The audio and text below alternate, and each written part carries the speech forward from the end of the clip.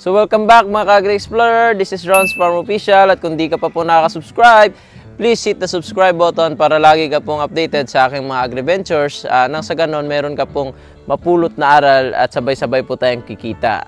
So ngayong araw mga ka-Agri-Explorer is dito po tayo sa aming farm sa Toledo, Navas, Aklan. So farm tour po ito mga ka-Agri-Explorer at meron po tayong isang i-emphasize na aming bagong farm or bagong farm facility na mamaya po ipapakita namin sa inyo.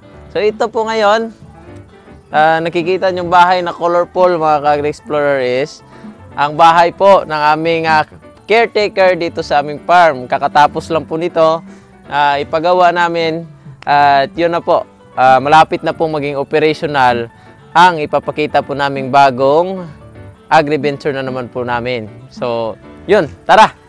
Tingnan po natin.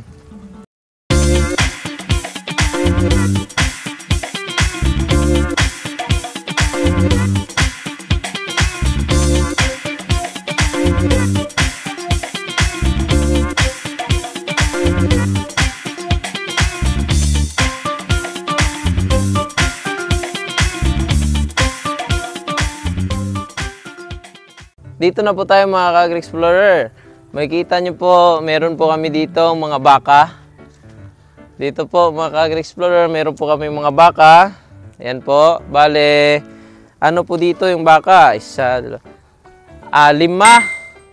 Lima po ang baka ditong malalaki. At saka 3 naman po ang bakang mga bata pa lang po. Ayun po, meron po pa po doon. Kung may zoom po natin ni boss. Yun, doon. Meron po tayong mga batang baka doon. Yan po. Doon. Yan. Ipakita niya po sa inyo. Yan po yung mga bakang bagong panganak pa lamang, mga ka-Agri-Explorer.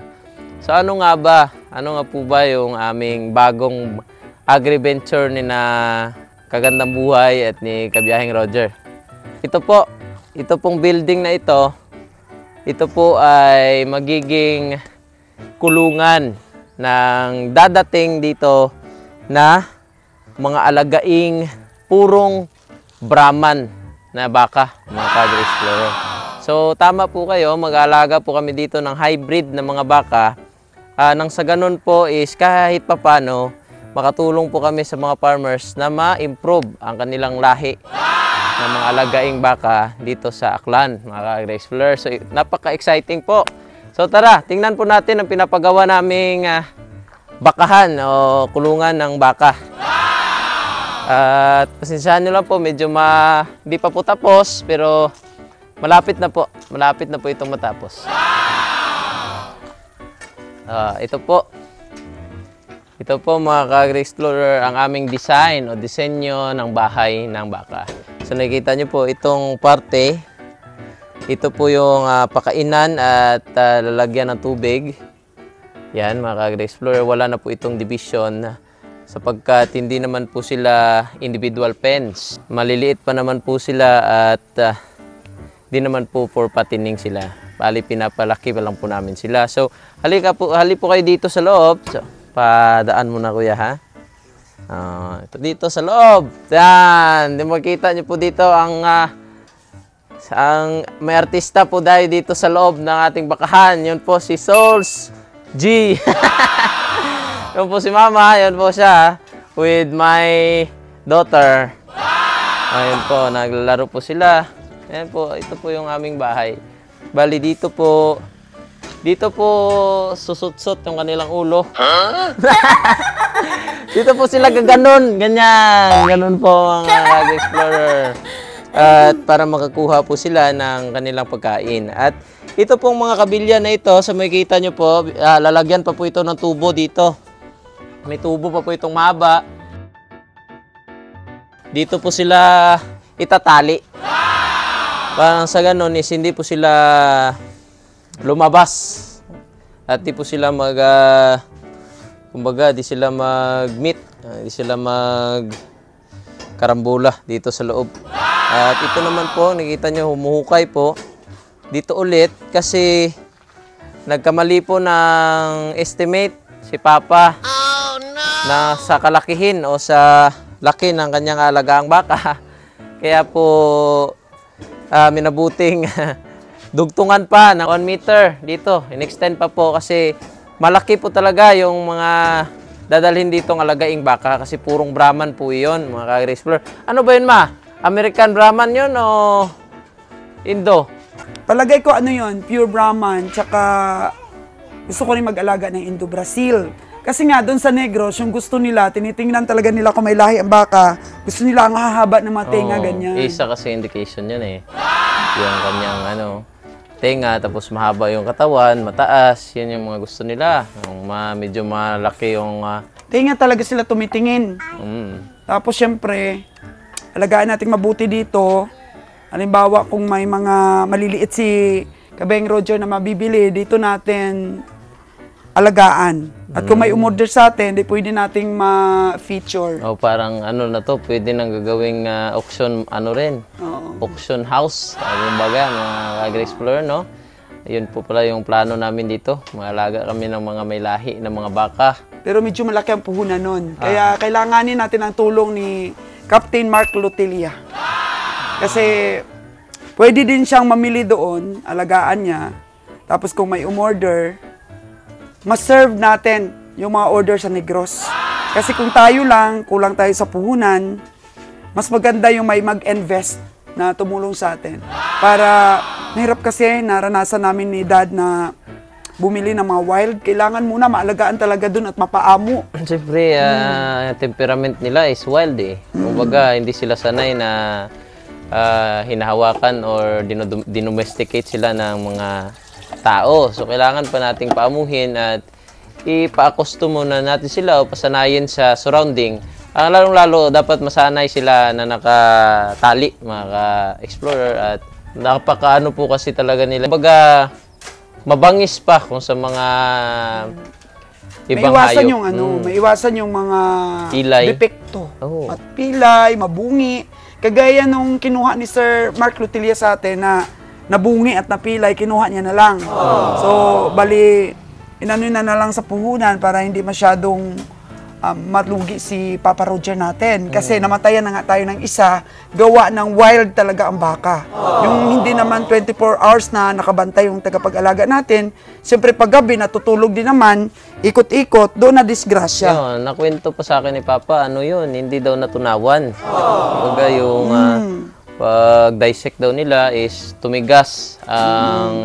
Hindi tama yung pagkain. Tumigas yung feeds sa kanyang tiyan. Isa na po doong rason, hindi po talaga kasi sanay yun sa feeds. Kasi po, sanay po yun sa mga rapides, silages na nakakain niya po sa palibot. At yung kanya pong tiyan, kahit po sabihin nating ruminant siya, complex ang kanyang tiyan, kung hindi ka po talaga sanay sa feeds, maari po talagang mag-cause ng death ng mga ka-Agri-Explorer. Kasi po yung feeds, po yan pinadry.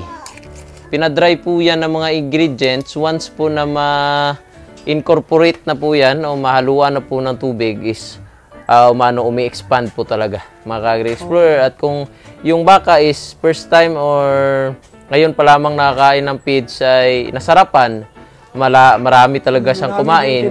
Hindi niya talaga na hindi niya talaga na digest. So suggest lang natin na kailangan yung cattle feeds ibabad sa tubig.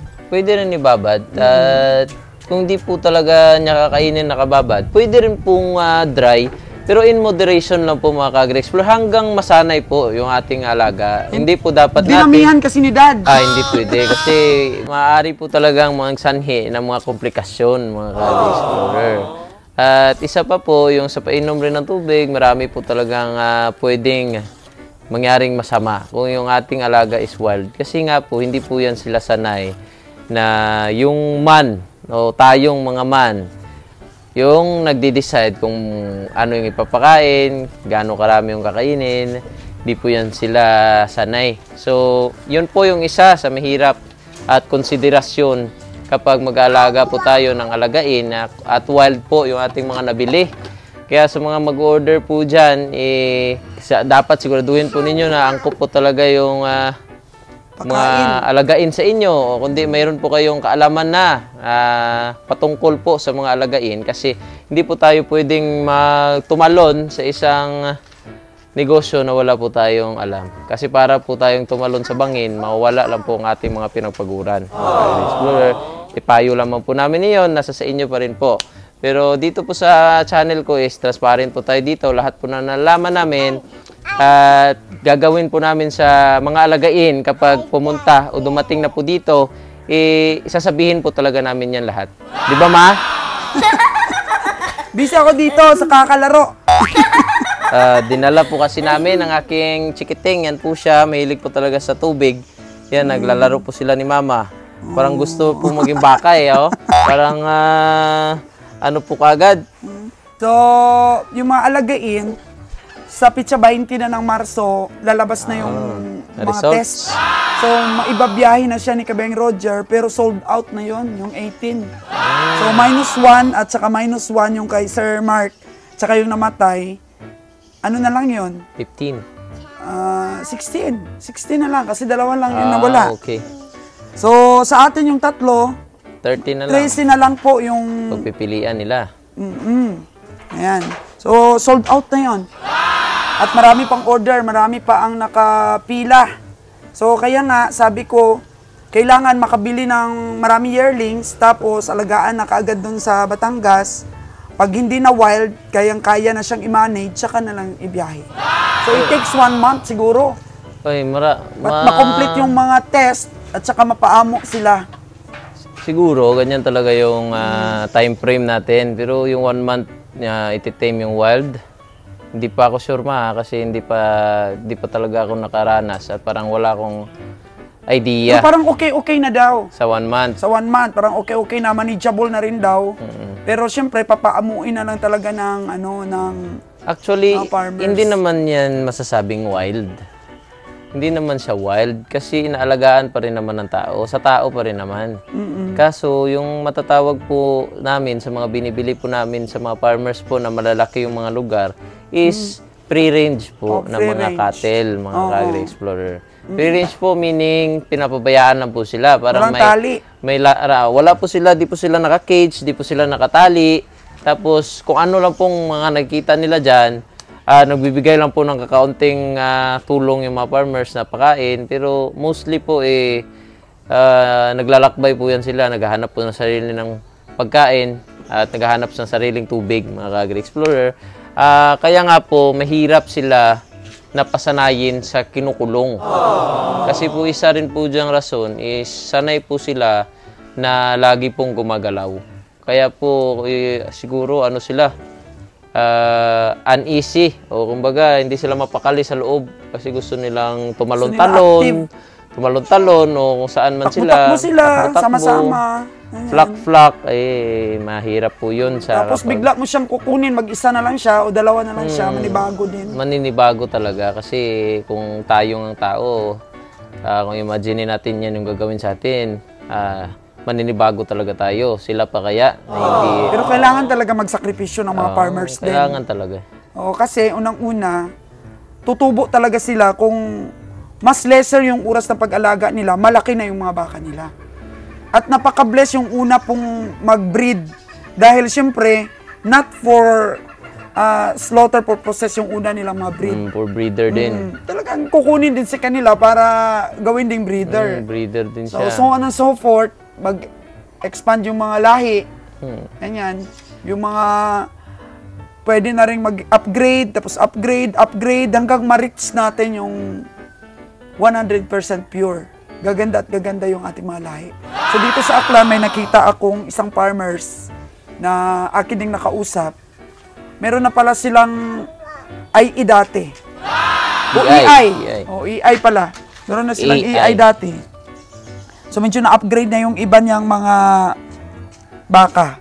Pero natigil daw. So kaya nga, interviewin din natin yung dati nag-EEI dito sa lugar natin. Interviewin natin siya para malaman natin kung ano po ba yung sinubukan nilang ipalahi dito sa mga baka dito sa Aklan at napakaganda po sana no kung napatuloy. Siguro ngayon kung mga 20 years continuous nilang ginagawa 'yon, mamalalahi na talaga dito yung baka. Pero sa kasamang palad po, Isang ano pa lang, isang pabuntis pa lang, tumigil na. mahirap po kasi talaga noon sa mga panahon siguro nila is mga 10 years ago, 15 years ago. Mahirap po talaga na ipanatiliin na yung similya is viable o buhay. Kasi kailangan talaga ng refrigeration yung malamig talaga siya para Isa lang daw siya ang nakapagpabuhay ng EI. Oo. Hindi pa Kasi nun. yung iba, hindi daw nabuntis. Siya lang daw ang nakapabuntis doon na nag-inject. kumbaga na hit niya talaga yung tamang lugar sa pag-administer niya ng similya is na hit niya po yung tamang lugar. Kaya na buntis po yun. At siguro, may magaling din talaga siya mga Agri-Explorer. Kaya dapat natin siya. Kausapin. Baka may maitulong din siya sa atin, di ba? Pwede natin siyang maging consultant natin siya dito. Tama, pwede. Kasi open po tayo dito po sa aming pamilya is open po talaga kami sa suggestion. Open po kami sa teaching. Kaya kung may tutulong po kayo, may matuturo po kayo sa amin, i-comment nyo lang po at sigurado po yan kung papasok o swak dito sa aming sitwasyon, sa aming farm, is gagamitin at susundin po namin mga Agri-Explorer. Lahat po ng mga comment nyo is importante at nagpapasalamat po kami. Looking forward after 10 years. Marami na tayong maalagaan at saka ma-distribute sa mga farmers. Marami na. Napakarami pa pong mga videos at mga updates ang aking may bibigay sa inyo. Patungkol nga po dito sa aming AgriVentures na iba-iba. Marami na nga po. Pero pagsisikapan po natin na palaguin po yan lahat at ibahagi sa inyo nang sa ganun, kapag meron na po kayong puhunan at buo na po yung loob at meron na po kayong wastong kaalaman is kayo naman po ang mag-aalaga at magpo-produce ng mga ganitong mga produkto, mga itlog, Shout mga out sa karne. ating mga OFW dyan. Subaybayan nyo po ang mga vlogs ni Ron's Farm Official para po sabay-sabay po tayong matuto at kumita, mga gandang buhay. You learn and you earn. Ayan po yung kanyang Motto, tagline. Where you earn and you learn, mga kagandang buhay. So, ayan lang po, abangan po ninyo yung ating mga vlogs. So, sa akin din pong mga vlogs, almost mga tutorial naman po sa negosyo. Sa iba naman yung field, grocery store naman, mga bigasan, and then po mga pamimili namin, mga kagandang buhay. So, yan lang po. Mahirap din bumuo ng isang team, Ron. Napakahirap. Iba-iba pong mga mga challenges, iba-ibang mga qualities ng mga tao. Napakahirap pong makahanap ng taong mapagkakatiwalaan at wala pong Hindi maligalig. hindi maligalig, walang bisyo, walang bisyo, walang likramo. At numero uno po, pinaka-importante sa lahat, tapat. At talaga, Sipag. honest. Yun po talaga yung number one qualification. Hindi makasarili. Tama. Oo, dapat isipin kung paano matulungan yung team. So, ayan po mga kagandang buhay, mga ka-Agri-Explorer. Thank you so much sa aming journey po na to. Samahan nyo kami. Kasama po ang ating agriculturist, Ron's Farm Official. So, abangan po ninyo yung aming pagpa-farm dito at saka may mga tinignan-tignan rin kami ni Ron na mga lupa din na pwede nating taniman ng napier. So, meron na po kami doon nakitang 250 per square meter. So, hindi tabi ng kalsada. Pero Walang bahay. malapit lang naman rin. Hindi naman masyadong... Dito lang at saka doon sa sa bakahan. Malapit lang naman. Pero kung may Yung magbenta talaga ng right of way, napakaganda talaga ng lugar na yun. Kasi walang kapitbahay doon, walang tao Wala, talaga. tapos maganda po yung lupa. Dati rin po yung taniman ng palay, kaya mainam na po yung taniman ng mais.